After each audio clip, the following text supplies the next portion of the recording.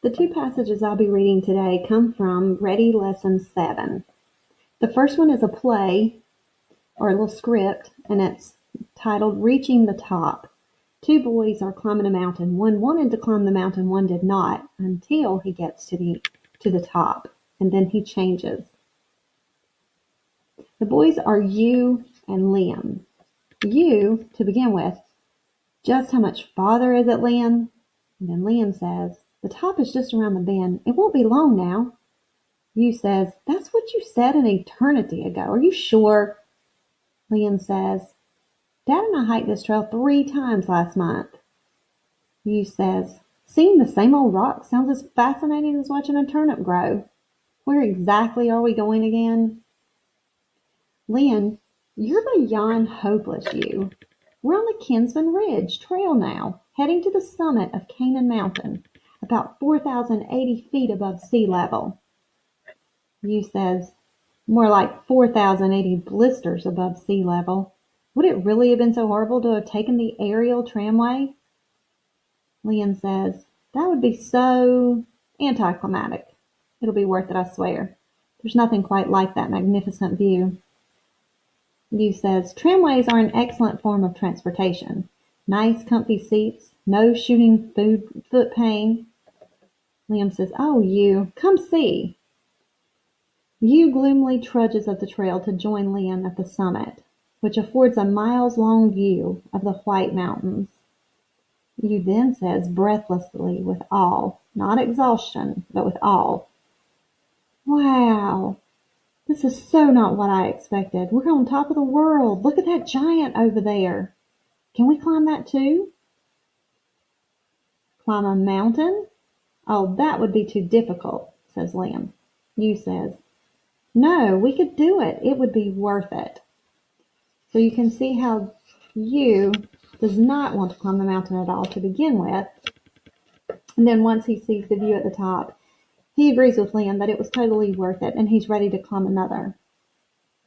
The next story that I'm going to read it's an excerpt from Departure. It's by Sherwood Anderson.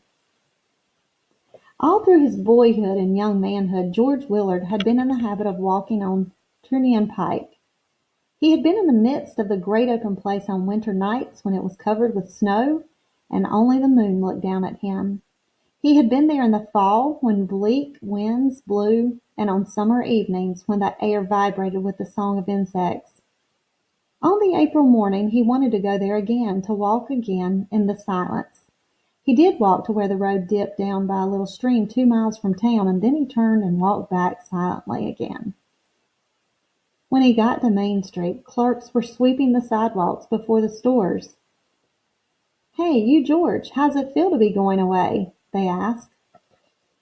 The westbound train leaves Winsburg at 7:45 in the morning. Tom Little is conductor. His train runs from Cleveland to where it connects with a great trunk line railroad with terminals in Chicago and New York.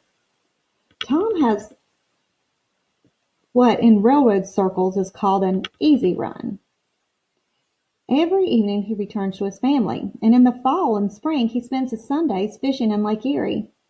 He has a round red face and small blue eyes. He knows the people in the towns along his railroad better than a city man knows the people who live in his apartment building.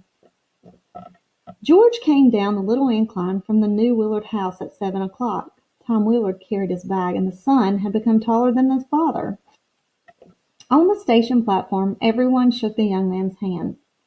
More than a dozen people waited about. Then they talked of their own affairs. Even Will Henderson, who was lazy and often slept until 9, had got out of bed.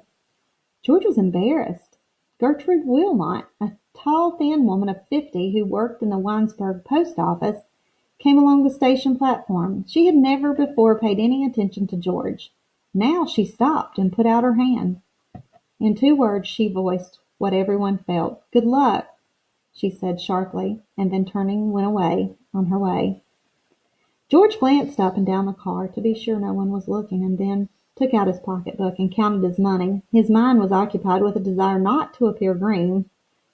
Almost the last words his father had said to him concerned the matter of his behavior when he got to the city. Be a sharp one, Tom Willard had said. Keep your eyes on your money. Be awake. That's the ticket. Don't let anyone think you're a greenhorn. After George counted his money, he looked out of the window and was surprised to see that the train was still in Winesburg. The young man, going out of his town to meet the adventure of life, began to think, but he did not think of anything very big or dramatic. Things like his mother's death, his departure from Winesburg, the uncertainty of his future life in the city, the serious and larger aspects of his life did not come into his mind.